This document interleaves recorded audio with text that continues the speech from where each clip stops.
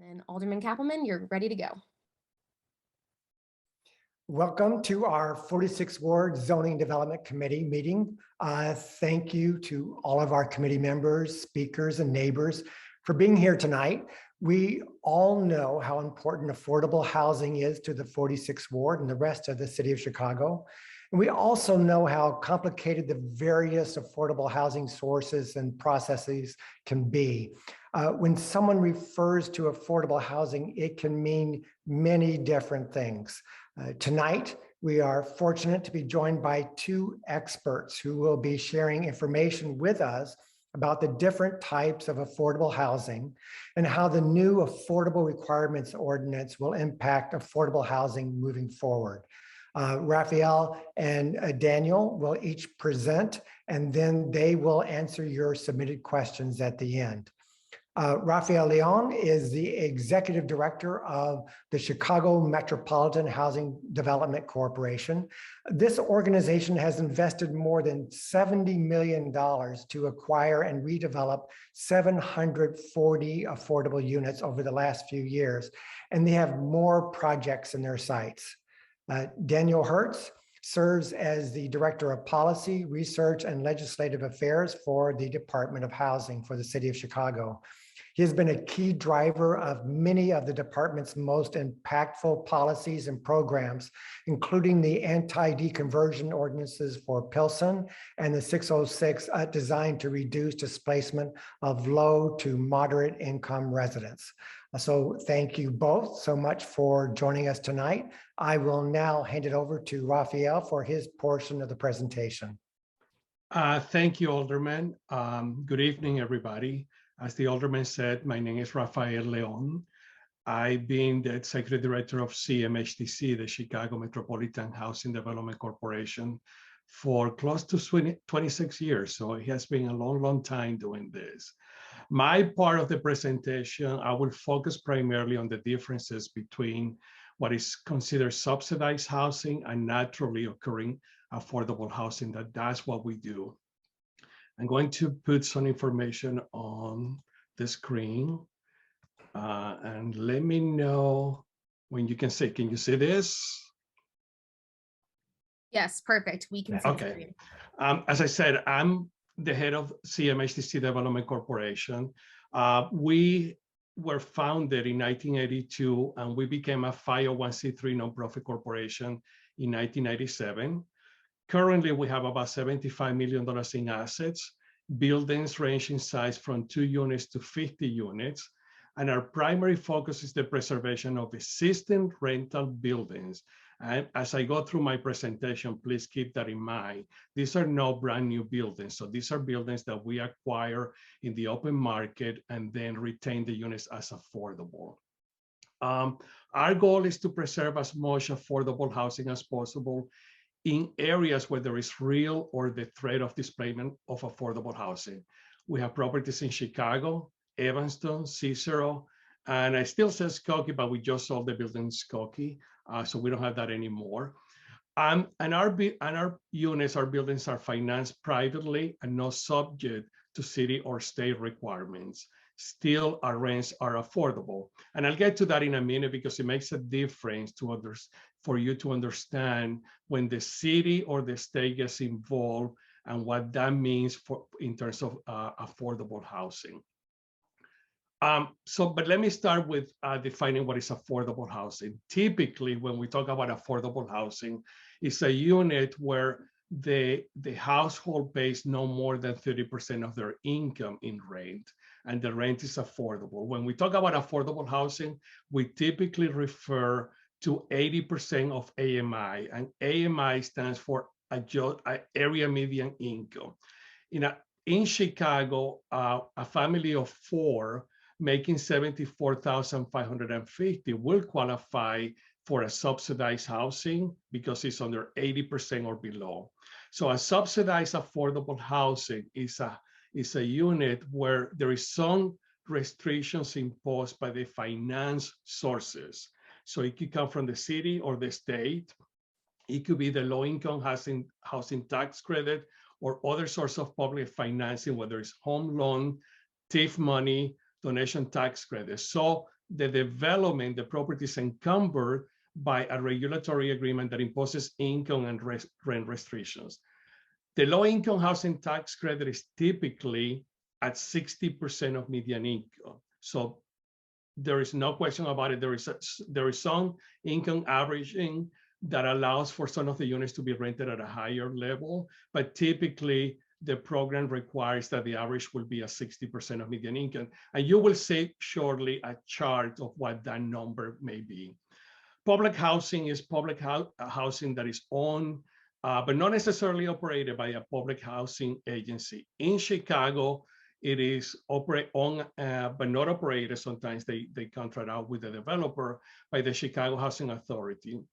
What is interesting to note is that to qualify for public housing, you have to be at 80% of median income or below. So let's say for a minute that you have a family of 4 and you make $60,000, you qualify for public housing. But the struggle right now is that there is not enough vouchers, what we call the Section 8 vouchers, to distribute, to provide subsidies to the tenant. Supportive housing is housing that typically provides some kind of supporting for the tenants. It's low income typically, it's heavily subsidized, but there are social services provided. The Section 8 voucher, the Housing Choice Voucher, and many of you probably have heard about that, is the program of the Public Housing Agency whereby to qualify, you need to be at 80% of median income or below, but the rent, 30% of the tenant pays only 30% of the rent, and the rest comes from the subsidy, from the voucher. So if the rent is $1,000 and you have a voucher, you can take that voucher to any landlord, any property owner and say, I have a voucher, I'd like to rent one of your units. And if the landlord cannot discriminate, and if the person qualifies, that landlord will have to rent that voucher, that unit to that voucher holder. So the tenant pays $300 probably, because that's if they qualify, but the other $700 will be paid by the voucher. Now, in the last 5 years or so, there has been a lot of talk about NOAH, the naturally occurring affordable housing. And that's what we do. That's what CMHDC does. And I've been doing this for 25 years before there was a designation of NOAH, or naturally occurring affordable housing. But it's typically a development that is affordable, a property that is affordable. There are no income restrictions because there is no public funds. Remember, the restrictions in subsidized housing come from the sources of funds that are used to develop the property. It may come from the city, it may come from the state, or it may come from the federal government. Our properties, out of the 700 apartments that we have, only 200 units have been are considered subsidized in the sense that they were developed or redeveloped using public funds. The other 500 units, they're just like, if any of you own a property and rent it, we keep our rents low, and that's what is considered the naturally occurring affordable housing. So this shows a difference of what it is between a subsidized development, transactions financed by public funds. There is regulatory restrictions tied to the financing. And for the low-income housing tax credit, for example, the restriction is for 15 years, but there is also what is called the extended use agreement that obligates the property owner to continue providing those subsidized units for another 15 years. So there is a total of 30 years that the low-income housing tax credits operates in terms of subsidizing the units. The operational subsidies are provided via the Section 8 voucher, the Low-Income Housing Trust Fund, which is with the City of Chicago. Now, the NOAH, and this is just to recap, the transactions are financed using bank financing with no occupancy or regulatory restrictions.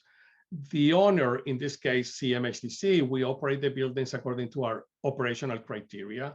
We want to serve low-income individuals at 80% of median income for 75% of our units, and 25% of our units could be anybody. You can make $200,000 and live in one of our units, but you have to be within that 25% of the total number of units to qualify. Otherwise, we couldn't be serving, or we couldn't be renting out all of our units to individuals making hundreds of thousands of dollars. And in Chicago, most of the affordable units are provided by the small property owners. And when I say small property owners, I'm talking about the 2 and 6 unit buildings that are very typical in Chicago. You see a lot of the courthouse buildings, the 12 units buildings, the 12 unit buildings, the courtyard buildings. Those are typically affordable to many residents of the neighborhood. For us, as I said, we don't have a formal required income or compliance restrictions. Having said that, because we are a nonprofit entity, we still have to provide 75% of our units to residents at 80% of adjusted median income or below, and 25% of the units are unrestricted. Our current portfolio, we have 30% of our units are for families making up to 50% of AMI. 50% of the units are provided to families making between 51 and 80% of median income. And 20% of the median income, 20% of the units are provided to market renters. And this becomes critical when you're financing the transaction. And the reason for that is that there are limits on what you can charge to a 50% of median income family. So in order to make the numbers work and justify that a bank will finance the transaction, you have to increase the rents on the market and the 80% and keep the rents lower for the 50% of median income. We are located, as I said, throughout the city of Chicago. This, where you see all the stars, this is where we are. In Uptown, we have 2 properties, 4700 North Beacon and 1530 Wilson Avenue. So we have 2 properties in Uptown, but as you can see, we are all over the city of Chicago. This chart shows the income restrictions. And again, when we talk about affordable housing with the experts, we typically refer to a family of 4. Here, family of 4 making 80% of median income, that will be $74,550. But there are different criteria. I mean, 30% of median income, and I think that a lot of the units that the city provide through their programs require that the developer provide units at 30% of median income, 60% of median income. This is the typical tax credit transaction, and a family of 4 making $55,920 will qualify for one of those units. So there are criteria that we have to follow to meet those requirements. The rents that we charge also depend on the income level. So for example, a family, a 2-bedroom apartment at 80% of median income, and that will be over here, that could be rented for $1,639. So there are some flexibilities. Typically, our units are like $100 or $200 below these guidelines because although we don't receive subsidies, we still have to comply with the requirements of the IRS to provide low-income housing. This gives you a sense of our units, and this, what you see right now is a lot of pictures of the buildings. This one is on the south side.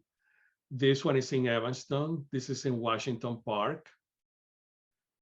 This is a 6-unit building in Belmont Creggan. These are small buildings in Albany Park that we own. Here is 4700 Beacon. These buildings are in Albany Park, Washington Park. And are typically, one of the things that I feel proud about is that when our typical per unit cost is about $182,000, and that's for the acquisition of the unit plus some of the rehab.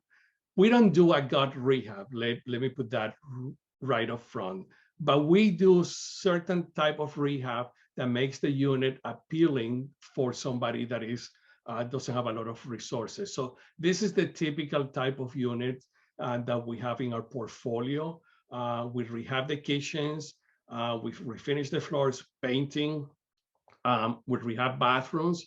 So we do all of this using our own resources, and we keep the rents down. But again, we don't do a gut rehab.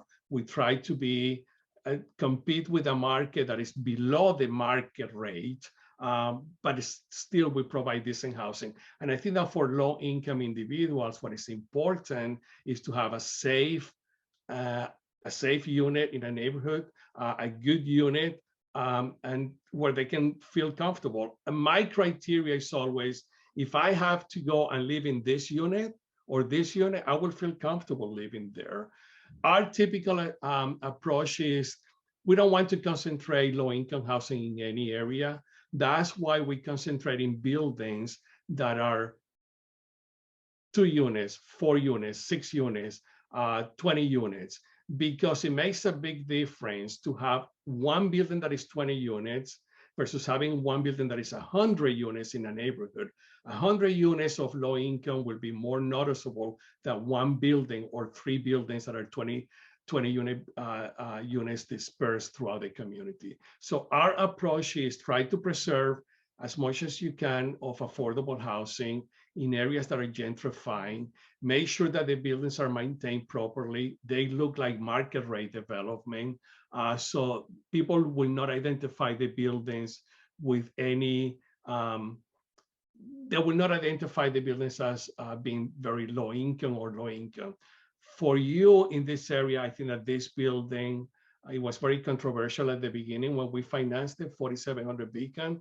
So far, I haven't heard many complaints about the operation of the building. The other thing that we do that is different than other organizations is that we don't manage our buildings. We hire 2 management companies, Gas Management and Urban Equities manage our properties. And the reason for that is that, first of all, we're too small, but I want their name to be in front of the building, so the building is not associated with an organization like ours that it says, oh, CMHDC, this is a low-income housing building. Let's face it, there's a lot of opposition about low-income housing in many communities. So we think that for the benefit of the community, it's better if we have a private property owner managing the properties. And they do. Gas Management manage 15,000 units throughout the metropolitan area, and Urban Equities manages about 5,000 units. Most of them are market rate housing, and they treat our buildings the same way that they will treat a market rate developer, and that's the expectation that I have. So that's my presentation in terms of providing a little bit of overview of affordable housing, the different type of affordable housing. And it's very important as you think about affordable housing to think about subsidized housing and NOAA, naturally occurring affordable housing. There is a lot of subsidized housing in Uptown, Rogers Park, not a lot of in Edgewater. I live in Edgewater, but there is a lot of NOAA as well. We don't know it, but there are property owners that provide affordable rents in the area. With that in mind, I will pass it to Daniel, and then we'll answer questions.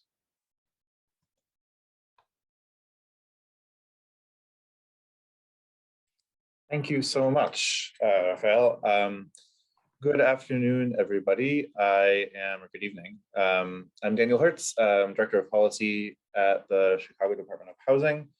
And I'll be talking a little bit specifically about the Affordable Requirements Ordinance, which is one of the affordable housing programs that the department runs. Give me 1 second. There we go. I'm going to give sort of an overview of the Affordable Requirements Ordinance, which is a new, the law has been around for a while, but got a major overhaul last year, which went into effect in October. And so going to highlight some of the pieces that we're most excited about the new ARO as well. But you know, whenever we talk about the Affordable Requirements Ordinance, we do want to sort of spend at least a couple minutes talking about how it fits into the larger picture of housing and affordable housing in Chicago. So, I do want to do that, because as Rafael really, went over really well, affordable housing does not mean just one thing. It means a lot of different things, and the ARO is just one of those pieces. And it's important to understand, what it is good at addressing and what other programs are meant to address. So, we often start from this point. You may have heard this number before. The Institute for Housing Studies at DePaul University has put out a report suggesting that there's a shortage of something on the order of 120,000 affordable rental homes in Chicago. But behind that number, and I don't think this comes as a shock to anybody here, are two really different dynamics that exist in different parts of the city. We know that in many parts of the city, there have been decades or generations of disinvestment by the market that has created a lack of decent, affordable housing options and wealth building opportunities and wealth theft in many parts of the country, or rather country too. While in many other communities in Chicago, there's been decades of exclusion by race, class, disability status, and other pieces that make, unfortunately, Chicago one of the most segregated cities in the country. Actually, let me go back for a second. So the ARO is really meant to address the second piece of this. It's really meant to address that exclusion piece. That's one of the reasons that this kind of policy is called inclusionary housing. But I do want to just take a second to underscore that many, if not most, of the city's of the Department of Housing's programs are also meant to target this decades of disinvestment piece. So just a few really quick maps. So this is one program that the department runs. This is actually really mostly focused on the low-income housing tax credit projects that Rafael mentioned in his presentation. And here you can see where the city has built affordable housing through the low-income housing tax credit by, these are the 7 planning districts across the city. You can see most of those units have been delivered on the west side, southeast side, and the far south side, with far fewer in the southwest, northwest, north, and central areas. Similarly, programs like the Micro Market Recovery Program, which is implemented after the last Great Recession in 2006, 2008, to respond to the housing crash, are similarly targeted in south and west side communities that have been hit hard by market and hit hard by, by that sort of disinvestment cycle. And then obviously things like Invest Southwest are targeted in similar places as well. But that leaves, that leaves this other side, which is that legacy of exclusion. This is one way of picturing that exclusion. This is one analysis that's a few years old at this point, but still, I think, holds true for the most part. This is the percentage of rental housing in each of the 50 wards in the city that is legally restricted affordable housing. So this does not include the NOAA type properties that Rafael was talking about, just legally restricted. And you can see, basically almost the entire south and west sides are over 10% of their rental stock is legally restricted affordable. And in fact, in many of those communities, it's well over 10%. It could be 20%, 30%, even 40% or above in a couple. And meanwhile, on much of the southwest side, north side, and northwest side, you see much, much lower numbers. And again, that's that lowest category, of the bright yellow. Many of those communities are not just at 2.5%, they're actually pretty close to 0. I will call out, you'll notice 46th Ward on the north side is the only north side ward as of this analysis that was over 10% of their rental stock being legally restricted affordable. So Uptown really is an exception in that way on the north side. You can see the other lakefront communities on the far north side in Edgewater and Rogers Park in the 48th and 49th wards are also definitely higher than pretty much the rest of the north side. And similarly, I don't need to tell you this, but just to sort of underline it, if you put this map that I just showed you next to a map of racial segregation across the city, they line up quite well. So, those communities with higher levels of legally restricted affordable housing Almost all of them are majority Black communities, whereas majority Hispanic and majority white communities, as well as communities with significant numbers of Asian American residents have much lower levels, right? So this is very much tied up in history of racism and racial segregation in the city.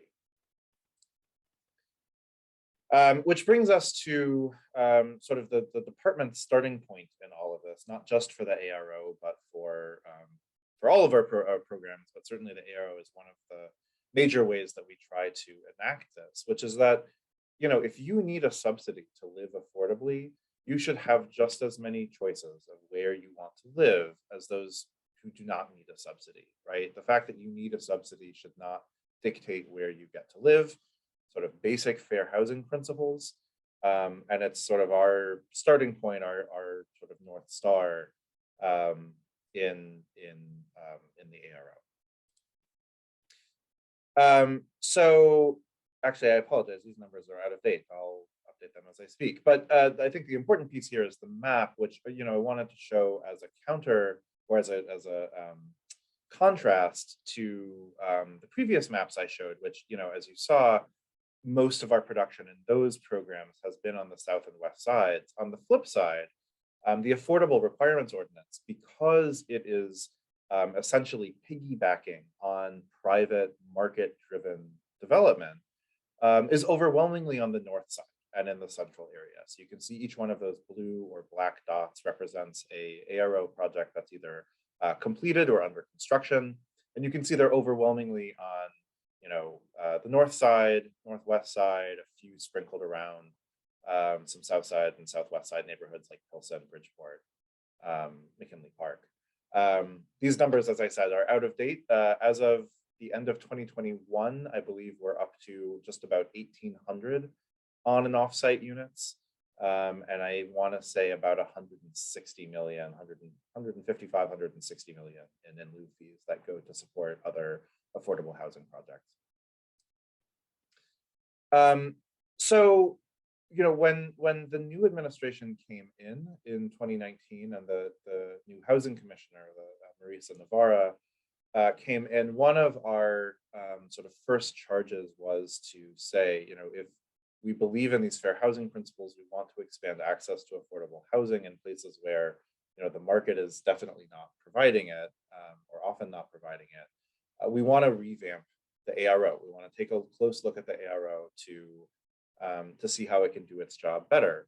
So back in what seems like a million years ago now, towards the end of 2019, we launched a task force made up of community members, for-profit and nonprofit developers, experts, and other folks to basically help us study, how can we make this better. We met in that task force over the course of 2019 and 2020, including with a brief hiatus for the beginning of COVID. And then, the outcome of that working group was a staff report, which is on the city's website, a subject matter hearing in committee, and ultimately we were able to introduce a revised ARO in the beginning of 2021, and it was passed by council in April of last year. And our goals were really twofold. First, we wanted to increase the production from the ARO, right? We wanted more units. But it was not just that. And, we really did take pains to say, it is not purely a maximize the number of units game, because we also want the ARO to serve its inclusionary mission. And I'll talk a little bit more about why there are sometimes some trade-offs there. But, from a high level, right, is it worth it to have fewer units that are more deeply subsidized? Is it worth it to have fewer units that are larger, that are sort of family size units, versus more smaller and less deeply subsidized units? That's some of the trade-offs that we were talking about and ultimately had to make some decisions around. So now I'll go over sort of a high level of what the new ordinance does. One of the first things it does is it basically divides the city up into different types of communities based on their market conditions and the amount of affordable housing that already exists. So I won't get too into the sort of nuts and bolts here, but basically what it does is it creates two kinds of areas. One of them we call inclusionary areas, and these are basically places that have low levels of affordability right now. So low amounts of affordable housing. And here's the map on the right of those communities. And then the other kind of community we call community preservation areas. And those are areas that may or may not have low amounts of affordable housing today. But we see in the data that there is cause for concern about future or current displacement of low-income residents, right? So we are worried that these are places that may become low affordability in the near-term future.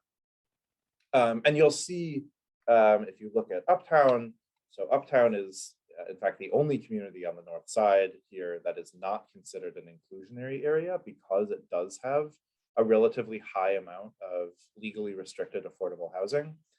But it has been included here as a community preservation area because there is data suggesting that, like much of the north, I mean, you can see all the areas that are highlighted here, that because prices may be rising, it's an area where we still have concerns about preserving affordable housing. So if you put those together, you get a map that looks like this, and essentially in any area that is inclusionary area or a community preservation area, the new ARO sets the affordability requirement to 20% of the units, and allows up to half of those units to be paid for with an in lieu fee. That's a big change from the old law, which in most places had a 10% requirement and allowed up to 3/4 of the units to be paid for with an in lieu fee. You'll see a couple other areas highlighted here. The blue areas is Greater Downtown District. And then there's a Pilsen Little Village pilot that is scheduled to expire at the end of 2023. I won't get too much into that since that's in another part of town. And then the gray areas are basically everything that is not an inclusionary area or community preservation area. In those areas, the set aside is still 10%, because those are places where, really for the most part, we don't see a lack of affordable housing. We don't see displacement necessarily happening as a result of rising prices. And so we don't want to discourage further investment in those communities, because the ARO really relies on higher prices to sort of offset the cost of providing that affordable housing. And so that's sort of the trade-off that's made there. I want to give just a couple of examples of how the new ARO sort of impacts real developments versus the old ARO. So the old ARO I've called here the 2015 ARO. The new one is the 2021 ARO. So one is to imagine a very large building, a high rise, and these are based off of real projects. Under the 2015 ARO, because it's in a downtown area that was part of a special pilot zone, it actually did have a 20% set aside already. However, if you remember that AMI language that Rafael talked about, that designates how deeply affordable are these units, under the old ARO, they would have required half of those to be at 60% AMI and half to be at 100% AMI. One of the things that we talked about in the Inclusionary Housing Task Force is the extent to which the greatest need for affordable housing in Chicago is really at 60% AMI and below, including down to 50, 40, 30% AMI, right? Really the more deeply subsidized units, more deeply affordable. And so what the 2021 ARO does is it says, okay, we're going to keep that 20% set aside here, but rather than having half at 60% AMI and half at 100, we want all of those units number one, we want all of those units to be at an average of 60% AMI. But we also want you as the developer to provide a range of affordability levels, right? So a third of those units will be affordable at 40 to 50%, a third at 60, and a third at 70 to 80. And that way we can serve a much wider range of people, including lower income people who were not at all served by the 2015 ARO. Another example of a way that we got at that even more directly. So here's another example. This is sort of a more neighborhood scale project, 70 units. Under the old ARO, they would have had a 10% set aside at 60% AMI, right? Very straightforward. Under the 2021 ARO, they again have the option, as they did in the last example, of providing 20% of their units at an average of 60% AMI. But the new ARO also creates a choice which can be entered into, based on consultation with the developer, the Department of Housing, the local alderman, local community groups, to provide fewer units that are more deeply subsidized. So instead of providing 10%, or rather, instead of providing 20% at 60% AMI, you can provide 10% of your units at 30% AMI, which is a much, much, much more deeply subsidized level. I don't have the chart up that Rafael had of the exact rent amounts, but I think that's something along the lines of, if we're talking about a one-bedroom apartment, the difference between $1,000 a month and $500 a month, right? It's a major difference that serves a much more deeply low-income population. And that is a new option under the 2021 ARO that didn't exist before. A few other important changes before I sort of wrap up, and then happy to take questions. The 2021 ARO also increases accessibility requirements and requires preferential leasing for some units for people with disabilities. It creates additional incentives to create family-sized units. So in the same way that you can sort of provide fewer units if they're more deeply subsidized, you can provide fewer units if they are larger than they would otherwise have to be. We're exploring some centralized leasing and reporting improvements. And then we've also taken into account transit accessibility. So if a developer wants to build offsite units for a project that is near transit in a TOD zone, those offsite units must also be in a transit-oriented development zone with comparable service. And with that, thank you so much for your time, and thank you, Alderman, for inviting me here. Before I drop off completely, I do want to point out the chicago.gov/ARO is the site that has more information about the program. So welcome you to go to that site to poke around as well. Thank you. Thank you. Thanks so much, Rafael and Daniel, for all that information. I'll now pass it over to Kylie from my office to ask the questions that were submitted by everyone in advance. And if we have time, perhaps we can answer some others that were in the chat. Kylie? Thanks, Alderman Cappleman. So as he said, I'll just go through each question one by one. The first one, is there an updated list of affordable housing buildings or units in Uptown? I can take that one. Yeah. So the city maintains an affordable housing resource list, which is a list of all the buildings that the city has agreements with to provide legally restricted affordable housing. It does not, importantly, have a real-time list of available units. So if you remember at the very end of the presentation, I said one of the things we're working towards in the ARO is a centralized leasing system that would provide a real-time, you could go to a website, call a number and get a real-time list of these are the available vacant units. Because we know that's that is what people really need. So can share the affordable housing resource list, but again, it's really just at this point a list of properties, not necessarily ones that have available units.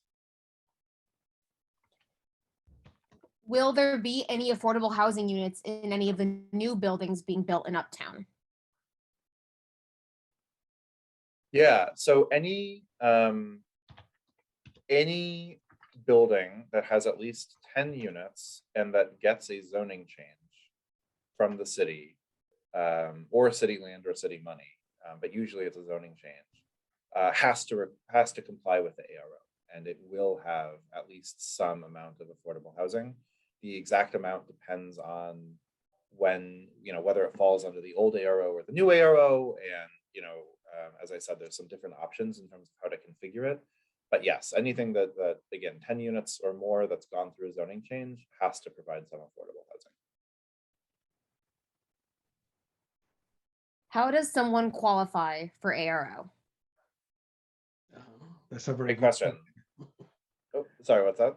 Yeah, no, I just wanted to say, to make sure that people understand that the ARO, you have to go to the developer where the building is. The ARO is the agreement between the city and the developer to provide affordable units. The city is not going to give a subsidy of the ARO to a tenant or to a person to go and rent an ARO unit. They may give a Section 8 voucher, but the agreement is between the developer and the city, and the developer is obligated to rent those units. So you will have to identify those buildings where there are ARO units and apply, go through the regular process that any tenant will go through.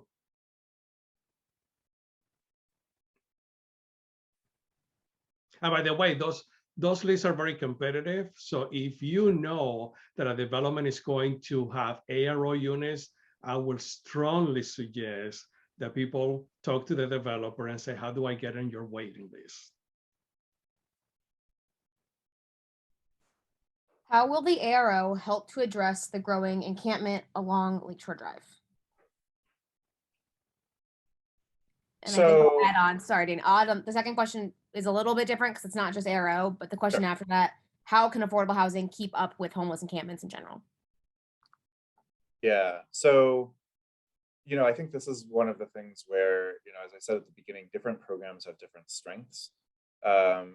For folks who are in homeless encampments, often they will need not just very deeply subsidized housing, often more deeply subsidized than what the ARO provides, but often they need supportive wraparound services as well. And so we look at things like permanent supportive housing for that population, for those folks. So probably the ARO is not the first place to go for that. Probably we want to look more at what's called permanent supportive housing that's supported by both the Department of Housing and the Department of Family and Support Services to serve that population. How does affordable housing work to revitalize and not gentrify Uptown? How do we get people without homes into them? Sure, that's a very good question. I think that one of the things that we do is that we buy buildings, as I said in my presentation, and those buildings, because they don't have any income, any subsidies or restrictions from the state or the city, we preserve the affordable housing within the market criteria. But it's very difficult. I mean, we have limited resources. I mean, we're worth $75 million, and that we have invested throughout the metropolitan area. But if I go to a bank to request a loan, they're still going to ask me for a 10% or 20% down. And unless I find that equity investment, I cannot preserve housing, the NOAA housing in gentrifying areas. But it's a balancing act that you have to achieve.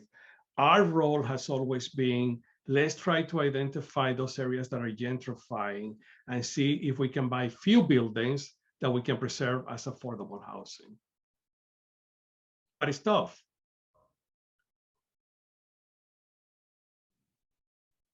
Why not increase the supply of housing and mandate that the zoning density be doubled and thus remove the scarcity factors in costs?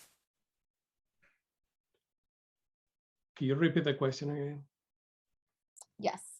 So this person is asking, why not increase the supply of housing and mandate that the zoning density be doubled and therefore remove the scarcity factors in costs? Well, I think that we're increasing the supply of housing. What we're not increasing is the supply of affordable housing. And the reason for that is that there are limited resources. I mean, the city only counts with the low-income housing tax credits. They could use TIF money and ARO, but it's not going to be sufficient. The reality is that we know that there is over $200,000, there's a shortage of about 200,000 units of affordable units in the city of Chicago, according to the DePaul University study. The fact is that the private sector, let's put it this way, has to step in. Foundations, banks, everybody had to step in because the city, the state is not going to bridge that gap of 200,000 units. It will be impossible, or it will take tens of years to bridge that gap. So everybody, private developers, organizations like us who are nonprofit, we can do our job, but everybody needs to participate in bridging that deficit of affordable housing. There is not enough money to provide affordable housing. And I would guess that Daniel will agree with me on that one. Yes, I will heartily agree. We are able to produce, several hundred units through the ARO every year and about 1,000 units through low-income housing tax credits. But, as Rafael said, the need is measured in the 100,000 plus units. So, to go to the question, I mean, there are some density incentives around the ARO. And we're always sort of looking around that. The transit-oriented development laws that have been passed in recent years, I think, speak to some of that. But ultimately, that can add some units, but we also need all of these other pieces working as well.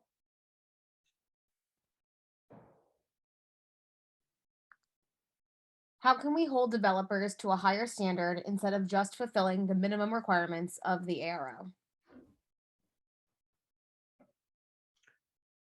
Oh, Daniel, that's for you. Thanks. Yeah, I mean, look, when, like I said, every ARO development has to go through a zoning process, right? And it has to be approved, and generally there's some, some opportunity for public input around that. And we also at the Department of Housing, we also work directly with developers, obviously, where we're we are charged with administering both at the front end to make sure that we're executing the legal agreements that hold them accountable for what they need to do, and the long-term monitoring and compliance with that. So I guess what I would encourage people to think of is not necessarily like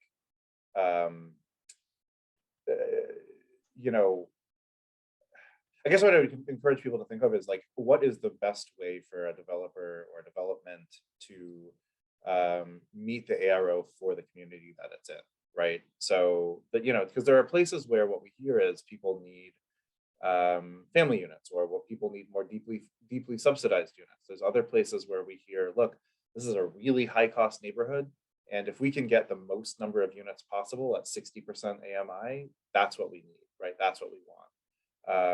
So I think, those sorts of trade-offs, the new ARO creates way more flexibility to have different types of affordability than the old one. And so what I'd encourage people to think about is like, all right, where in this matrix, where in this sort of menu of options is the best outcome for, our community? I would also encourage everyone to think about affordable housing a little bit differently. Think about two types. One is subsidized housing, which comes through the ARO and the low-income housing tax credit. But the other one will be the NOAA. Those buildings out there that still provide affordable housing, they don't get subsidies, but the property owner still providing low rents. So when you think about affordable housing, don't think about subsidized housing. Think about housing that is affordable for members of the community. This person wrote in, I am seeking affordable family housing. What should I do next? Well, there are developments happening. If it's specifically in Uptown, there are developments happening that I think that there is one at Wilson and Broadway. There is one at Wilson and Sheridan. They may have ARO units because they're mid-rises. So they probably were subject to the ARO ordinance. When you say family housing, are you talking about 2, 3, 4, 5 bedrooms? Sometimes it's difficult. I can tell you that our building at 4700 North Beacon, we have 6 units that are 4 bedrooms and 6 units that are 2 bedrooms. But if you want more than 3 bedrooms, it's very difficult to get in the city of Chicago.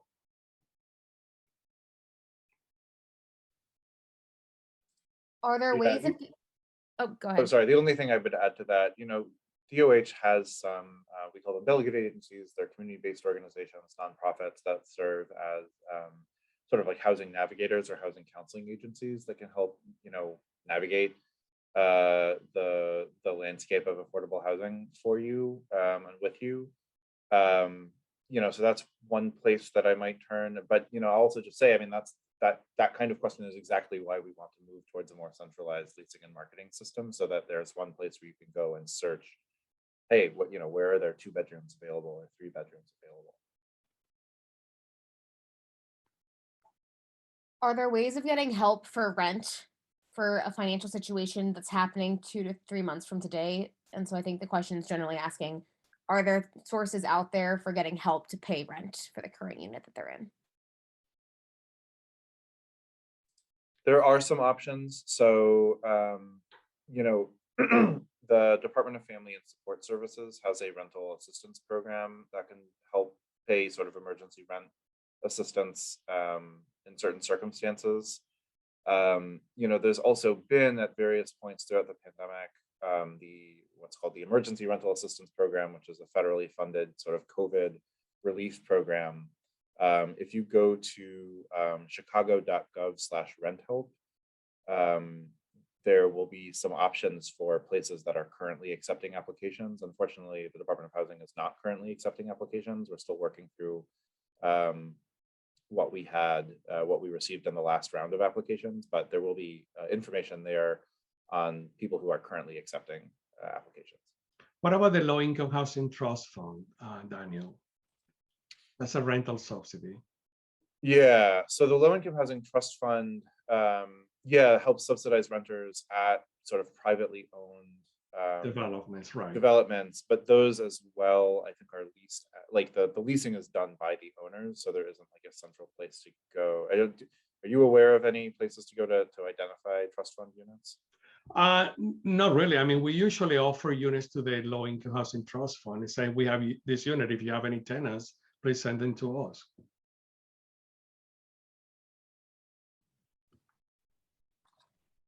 What are the requirements for being accepted into a housing program? And are there any specific apartment buildings in affordable housing programs in the Uptown area?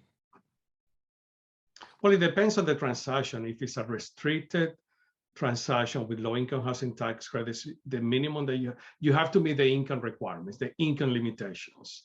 For our buildings as well, we have to strike a balance between keeping market rate units and affordable units. So when you apply for a unit, it will be like applying to any other landlord to rent a unit. The management company will take your information, make sure that you're able to pay the rent if you don't have a subsidy, and then see whether you qualify at 80% of median income. If we had capacity to accept a market renter in any given building, we will do that. You go through the process. But if it's a subsidized building, every building will have the requirements that you have to comply with. And typically those will be the income restrictions. And for subsidized low-income housing tax credits, those are more restricted because they have to be at 60% of median income. But you have to apply individually to those buildings. What can be done to facilitate affordable live-work spaces? Oh, I think there's a zoning issue more so than anything else. Yeah, I would agree. I think that's often a sort of zoning issue about whether the work side is permitted or the live side. I don't know. So those were our submitted questions. So we have a few minutes to go through some of the ones submitted in the chat. And then just to note that we're keeping track of these questions. So to the best of our ability, we'll get the answers out when we post the video of the recording. So the next question is, what are the incentives for building owners to be naturally occurring affordable housing?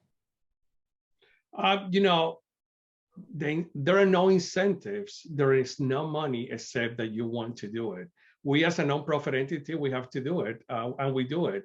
A property owner may feel like, you know what, I want to be a good citizen. I want to rent some of my units at an affordable rents. So it's just, it depends on the property owner. But in terms of the incentives, I can't think of anything except, actually, I shouldn't say that. There is a tax abatement now that passed the state legislature.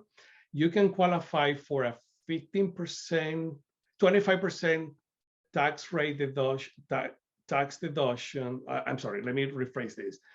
On the real estate taxes, you can qualify for a 25% reduction if you allocate 15% of the units at 60% of median income. So that's a new program that just passed the state legislature. If you want to provide more units, then you have to allocate 30. I think that is, if you want 35% abatement or reduction in taxes, then you need to allocate 25% of the units in a development. So there are some incentives out there, but there are not that many for naturally occurring affordable housing.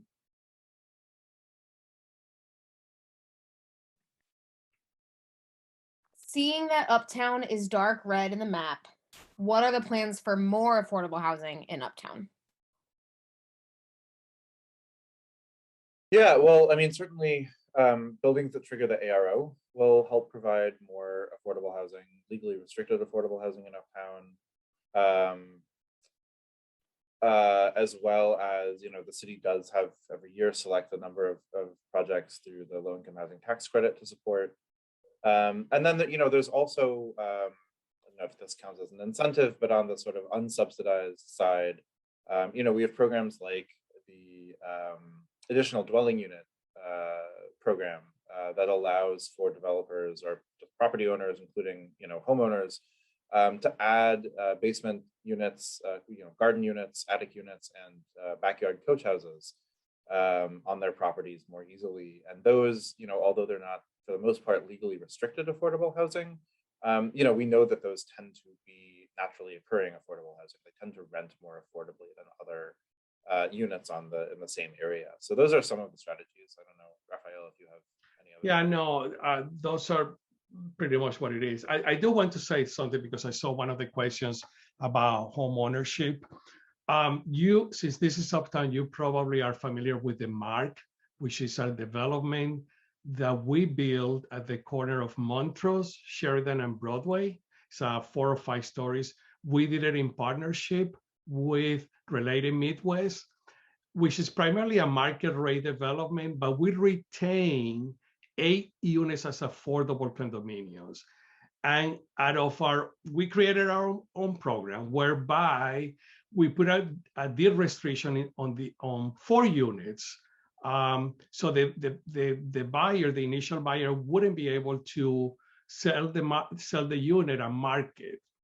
But after 10 years, we forgave the second mortgage, and the property owners were able to sell them or keep them. But those were sold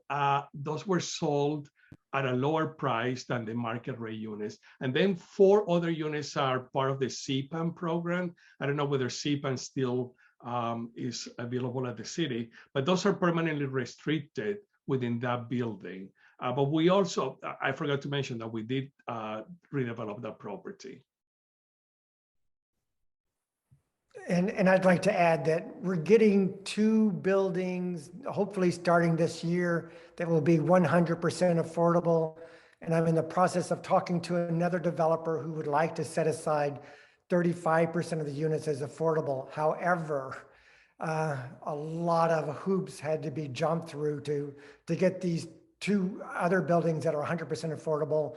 And even this other developer who wants to do 35% set aside as affordable, it's still not clear cut. It's extraordinarily hard to get this type of financing, but you know, we all are in agreement that more affordable housing is needed in this city.